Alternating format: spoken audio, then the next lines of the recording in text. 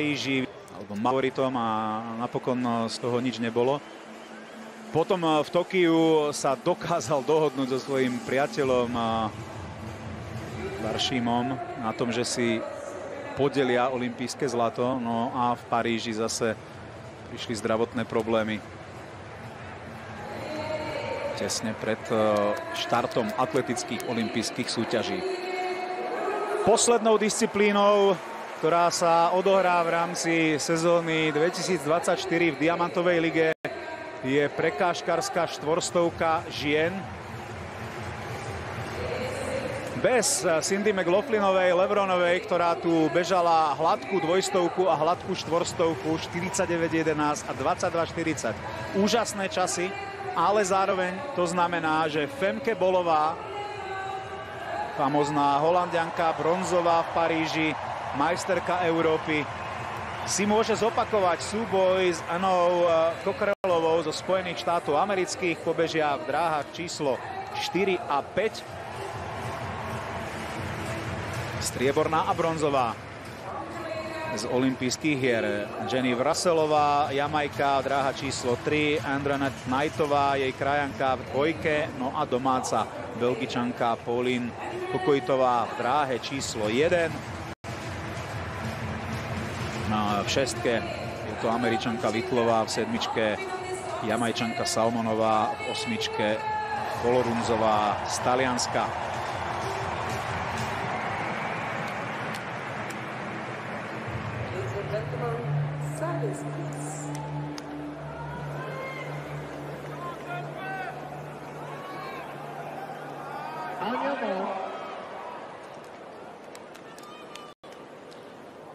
Zasiahne do toho plánovaného súboja medzi Cockerelovou a Bolovou v dráhach číslo 4 a 5 aj skúsená Shamier Litlová, členka zlatej americkej štafety 4x400 metrov a dvojnásobná vicemajsterka sveta. Tá beží v dráhe číslo 6. Nesmieme ju stratiť z dohľadu.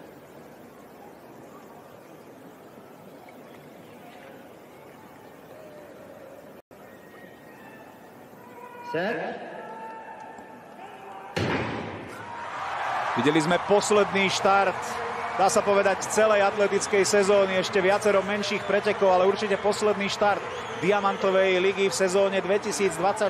Cockerelová začala rýchlejšie ako Bolová, aj keď už teraz skáču cez prekážky narovnako, ako je na tom avizovaná Litlová. Zatiaľ veľmi dobre beží v tom žltom drese.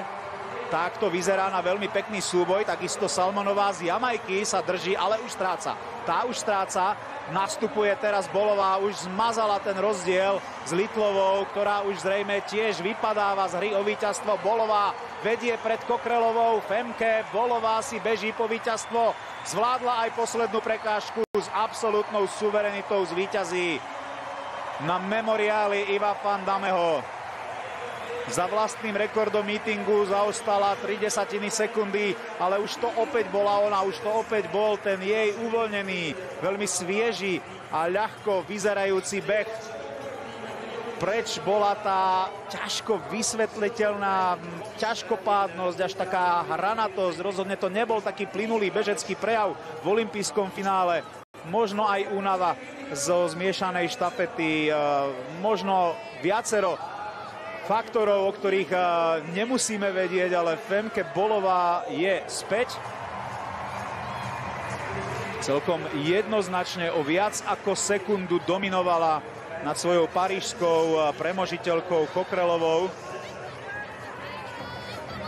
Na 3. mieste napokon skončila Jamajčanka Salmonová.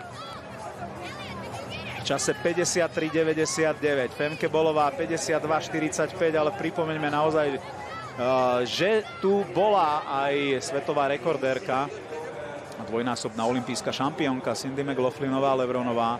22.40 na dvojstovke, 49.11 na štvorstovke. Medzi špecialistkami v tom Ačkovom finále, lebo nebežala tie úplne finálové behy Diamantovej ligy, iba vložené preteky, tak by na štvorstovke zvíťazila a na dvojstovke bola druhá. Máme sa na čo tešiť ešte aj v ďalších sezónach. Rivalita medzi Bolovou a McLaughlinovou, Levronovou je niečím, čím určite bude atletika žiť aj v nasledujúcich sezónach. Určite sa môžeme tešiť aj na to, čo nám v stredných a na stredných aj dlhých tratiach predvedujú či Kipiegonová, či Čebetová z Kene.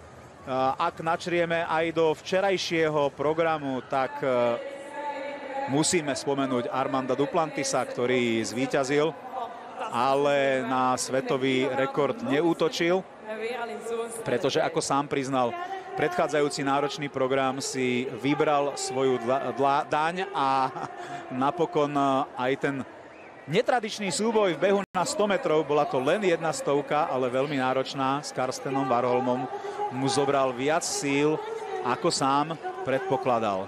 Tu je domáca Pauline Kokojtová z Belgicka, ktorá napokon obsadila veľmi slušné 6. miesto v tomto behu.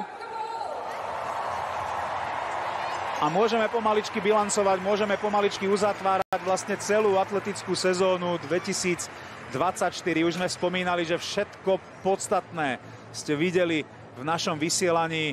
Aj halový svetový šampionát v Glasgowe, aj majstrovstvá Európy v Ríme. Samozrejme